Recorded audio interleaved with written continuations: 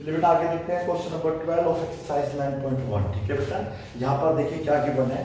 From the top of a 7 metre high building, ठीक है, एक बिल्डिंग है जो कि 7 मीटर ऊंची है। ठीक है बेटा, इस तरीके से आपने इसको देख लिया कि 7 मीटर वो हाई है।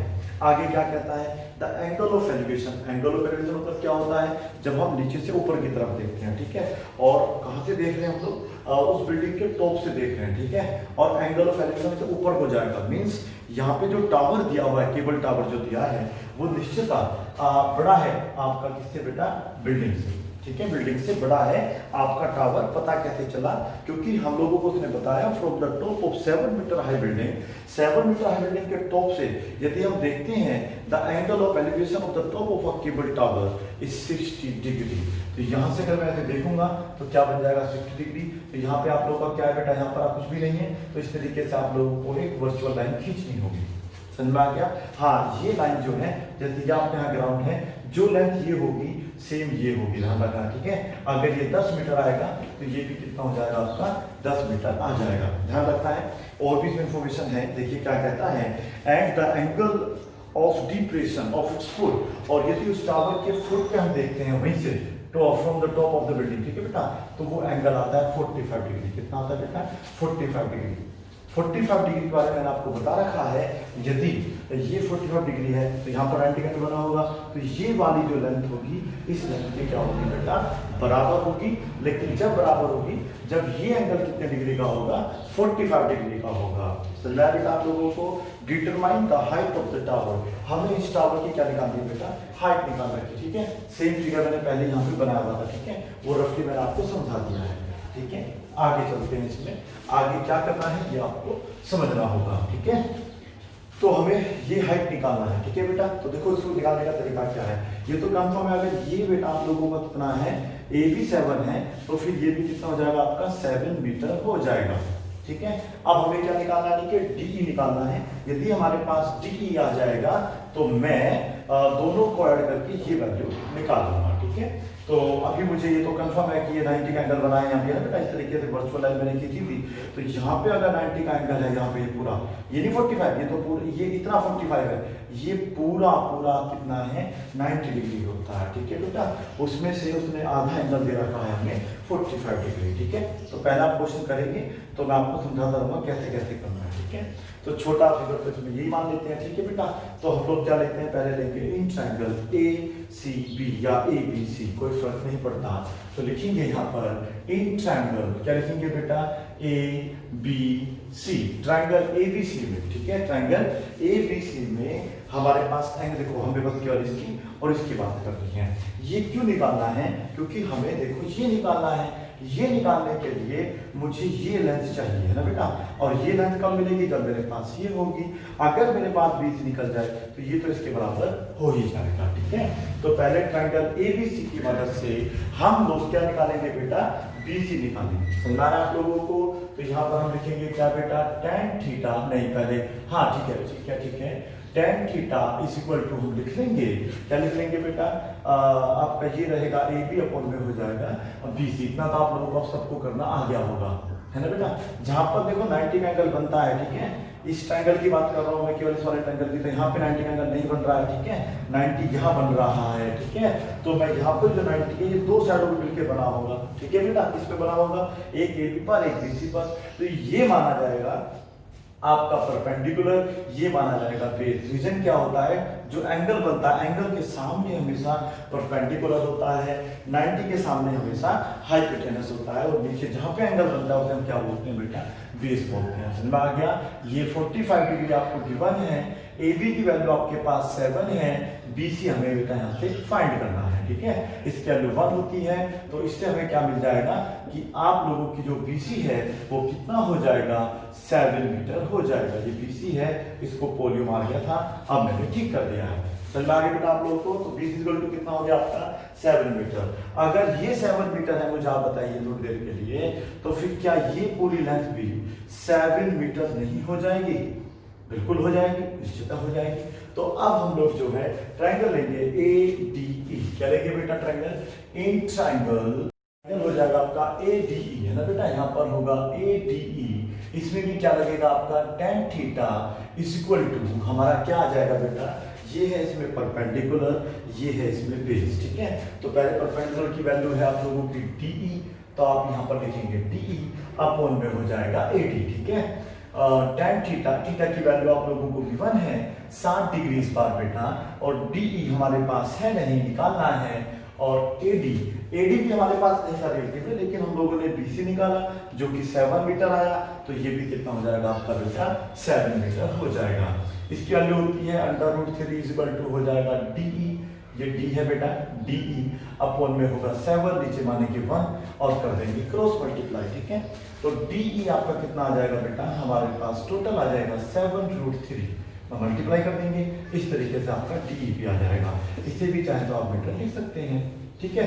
आपने जो है यहाँ पर आप चाहते शुरू में ही नेट कर सकते थे कि हमने जो ये टोटल है आपका जो CE है वो आपने क्या मान लिया था बेटा, सपोज करो H मान लिया था, ठीक है। हाइट ऑफ द टावर जो है वो आपका आ जाएगा, हेंस यहाँ पे आप लिखेंगे H इज इक्वल टू आपके पास रहेगा, इन दोनों को ऐड करना है, तो 7 तो आपके पास पहले ही था, प्लस ये कितना आ गया आपका 7√3, तो यहाँ पर आ जाएगा 7√3, समझ में बेटा। इन दोनों को हमें ऐड करना है, ठीक है। ऐड कैसे करते हैं, 7 में से यहाँ पे मतलब इनको ऐड करने का तरीका होगा कि पहले 7 यहाँ से हम क्या लेंगे बेटा, कॉमन लेंगे, आपके पास बचेगा 1 + √3, ठीक है। कुछ जगह आप लोग देखेंगे √3 पहले 1 बाद में आगे पीछे कर सकते हैं, इस तरीके से हम लोग, तो हमारा फाइनली आंसर आ जाएगा 7 √3 + 1। समझ में आया? नहीं आया तो देख लीजिएगा, इसको हम चाहे तो ये भी कर सकते हैं कि आपकी मर्जी है, देखो इसको जोड़ना चाहते हैं तो आप ऐसे जोड़ सकते थे कि 7√3 पहले लिख लो, क्या लिख लो बेटा, 7√3 + 7 कर लो, तो उससे क्या होगा, जो आपका एनसीईआरटी में आंसर दे रखा है पीछे वो बिल्कुल मैच कर जाएगा, ठीक है। तो इससे क्या होगा, आपका 7 बाहर आ जाएगा, और जब 7 बाहर आएगा तो क्या बचेगा, √3 + 1। समझना बेटा आप लोगों को, इस तरीके से आप उसकी हाइट निकाल सकते हैं। हालांकि कोई फर्क नहीं पड़ेगा, आप इसे 1 + √3 लिखो या √3 + 1 लिखो, बात एक ही पड़ेगी, ठीक है। तो पहले हमने ट्रायंगल ABC की मदद से BC निकाला, जो BC था वही हमारा क्या था बेटा, AD था, आपस में बराबर माना जाता है, तो ये हमारे पास आया 7, इसकी मदद से हमने ये निकाला, ये हमारे पास ऑलरेडी ये बताया कि अगर ये 7 है तो फिर ये डिस्टेंस भी कितना होगा बेटा, आपका 7 मीटर ही होगा। इन दोनों को ऐड कर दिया और ये हमारा फाइनल आंसर आ गया, ठीक है बेटा। इसे आप नोट करिए प्लीज पहले। आगे देखते हैं क्वेश्चन नंबर 13, और 13 में गिवन है आप लोगों को बेटा, as observe from the top of a 75 metre high lighthouse, ठीक है। जैसे आप सी में देखते हैं तो एक लाइट हाउस बना होता है इस तरीके से, ठीक है बेटा। ये 75 मीटर हाई है, ये आपका सी लेवल हो जाएगा, ठीक है। इस तरीके से इसको हम लोग जैसे ग्राउंड मानते हैं, हमने क्या मान लिया बेटा, सी लेवल मान लिया, और 2 जहाज आ रहे हैं, सोच करो एक जहाज यहाँ पर है और एक जहाज यहाँ पर है। पढ़ लेते हैं क्वेश्चन को, देखिएगा। The angles of depression, angle of depression मतलब क्या है कि वो यहाँ से ऊपर बैठा हुआ है, नीचे की तरफ देख रहा है, तो क्या बन जाएगा बेटा, एंगल ऑफ डिप्रेशन बन जाएगा। तो angle of depression of 2 ships are 30 degree and 45 degree. अब मुझे आप बताइए, यहाँ से अगर मैं यहाँ देखता हूँ, यहाँ से मैं अगर यहाँ देखता हूँ, तो मेरा ये एंगल कौन सा होगा, ये एंगल कौन सा होगा, एक दिया 30, एक दिया 45। तो बेटा ध्यान रखना है, जो इसके पास में होगा वो बड़ा होगा, जो इससे दूर होगा वो क्या होगा, छोटा होगा। तो 45 नेचुरली यहाँ आएगा, 30 आपका यहाँ आएगा, ठीक है। ये फिगर मैंने ऑलरेडी डेमो बना रखा था आप लोगों का, ये हो जाएगा 45 डिग्री, ये हो जाएगा 30 डिग्री। यहाँ से हम जितना दूर जाएंगे उतना ही हमारा एंगल छोटा होता जाएगा। टोटल हाइट आपको दे रखी है 75 मीटर हाई है, ठीक है बेटा। ये आपको दिया हुआ है, ये लाइट हाउस दिया हुआ है आपको, ठीक है बेटा। चलिएगा, और क्या निकालना है इसमें, if one ship is exactly behind the other, यदि एक शिप बिल्कुल दूसरे के पीछे हो, गैप तो होगा लेकिन उसके पीछे पीछे चल रहा है, ये नहीं कि एक यहाँ है और दूसरा यहाँ है, जस्ट बिहाइंड मतलब उसी के पीछे चल रहा है लाइन में, ठीक है। इसका कहने का मतलब ये है, same side of the light house find the distance between the 2 ships. हमें इन दोनों के बीच का ये डिस्टेंस निकालना है, ठीक है बेटा। तो ये निकालने के लिए मुझे पहले ये पूरा डिस्टेंस पता होना चाहिए, ठीक है। ये डिस्टेंस सपोज करो 100 मीटर है, फिर मुझे ये पता चाहिए ये डिस्टेंस कितना है, ये डिस्टेंस मान लो 70 मीटर है, तो फिर ये कितना बचेगा आपके पास, मीन्स 100 है टोटल, तो 70 हमारा यूज हो गया तो कितना बच जाएगा, 30 बच जाएगा। समझा आप लोगों को? इस तरीके से क्वेश्चन निकालेंगे। मीन्स पहले हम लोगों को ये बड़ी वैल्यू पता होनी चाहिए, ठीक है बेटा। और अगर ये निकालना है तो फिर मुझे बी से उसमें से क्या करना होगा, सब्ट्रैक्ट करना होगा।